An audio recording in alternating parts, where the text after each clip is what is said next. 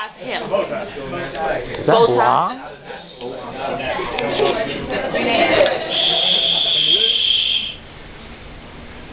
My name is Joe. I'm a 17-year-old senior from Detroit. I guess the title of this poem is called Verge.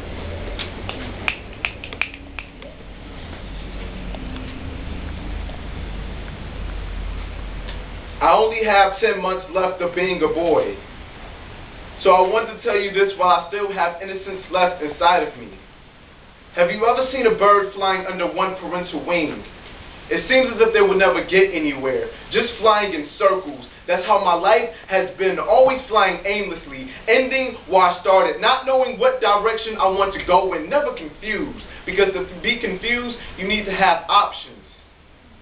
My friends are always asking me, why am I flying in the same pattern? I tell them I'm a vulture, circling around my prey, but they don't know that I'm just a caged bird trapped inside of my own insecurities of not being noticed.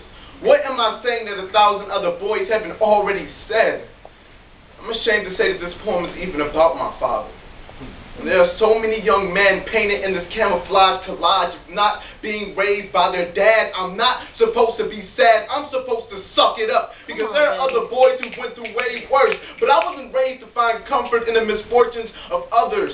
Single-parent homes are just broken hearts, using bandages as an excuse for why they should feel better for years. I felt like you shamelessly giving birth to a statistic. My heart is a pie chart, dissected into 3. 20% of me just doesn't care. 30% of me tries to ignore the fact. 50% always comes up to scenarios as to why, like, maybe you had a job out of town, or maybe you didn't see me when I came out of my mother's womb, or you did, and mistaking my heart for my mother's vagina because you screwed over both of them dads. Dad, didn't anyone tell you that hearts are like fire and you shouldn't play around with them? Especially when mine has a burning passion to figure out what your intentions were. I'm tired of writing about you in every poem. I'm just a cage bird, tweeting poetry. And you've been a trending topic in my poems for too long.